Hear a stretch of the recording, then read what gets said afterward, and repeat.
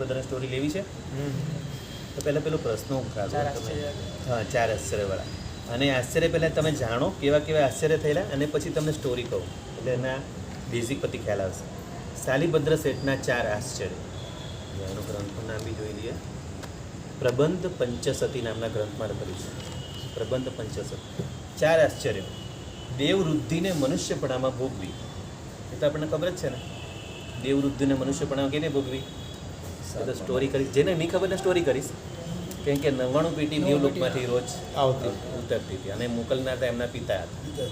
અને ગૌભદ્ર શેઠ દેવલોકમાં આવેલા, અને દેવલોકમાં જઈને તો એ ગૌભદ્ર શેઠ દેવલોકમાં કઈ રીતે ગયા એ બધું સ્ટોરીમાં આવશે, બધું જાણવા મળશે તમને. હવે બીજો નંબર, શ્રેણિક રાજાને શ્રેણિકારું નામનું કરિયાણું ગણ્યું.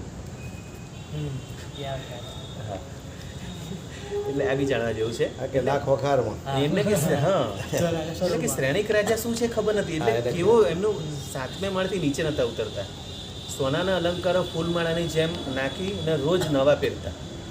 ફૂલમાળાની જેમ એટલે સમજો, ફૂલની માળા આપણે કેમ ફૂલ કરમાઈ જાય, આજના ફૂલ કાલે નહીં વાપરીએ, એવી રીતે સોનાના અલંકારો આજના અલંકારો કાલે નતા પહેરતા.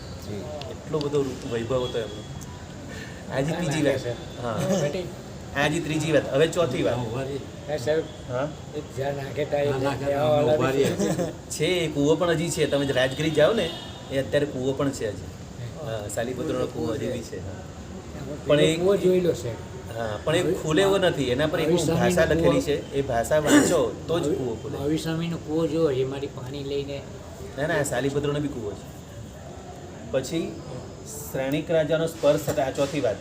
શ્રેણિક રાજાનો સ્પર્શ થતાં એમને પરસેવો થઈ ગયો. ખાલી સ્પર્શ થયો શાલિભદ્ર, ખાલી જરીક વાર ખોળામાં બેસાડ્યા, દીકરાની જેમ એમને વહાલ કરવા માટે બેસાડ્યા.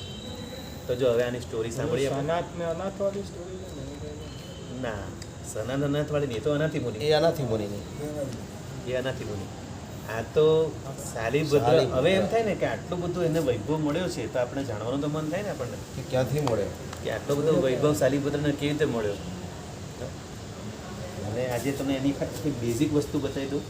સ્ટોરી તો ઘણી લાંબી છે, પણ જોઈએ આજે કેટલો સમય છે આપણી પાસે. જો તો આને 2 ભાગ કરશે.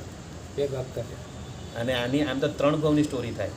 આપણે 3 ભાવની જો જાણવા જશું બહુ લાંબી થશે, તો કંઈ નહીં, જાણીશું. તો રાજગૃહી નગરી શ્રીમંતોની નગરી છે. મગધ દેશમાં રાજગૃહી નગરી શ્રીમંતોનો, એટલા બધા શ્રીમંતો ત્યાં કે વાત ન પૂછો. એમાં ગૌભદ્ર શેઠ રહે છે. ગૌભદ્ર શેઠ પણ એવા ધનિક છે. એમનું પુણ્ય બી સારું છે, વેપાર સારો ચાલે છે. એમની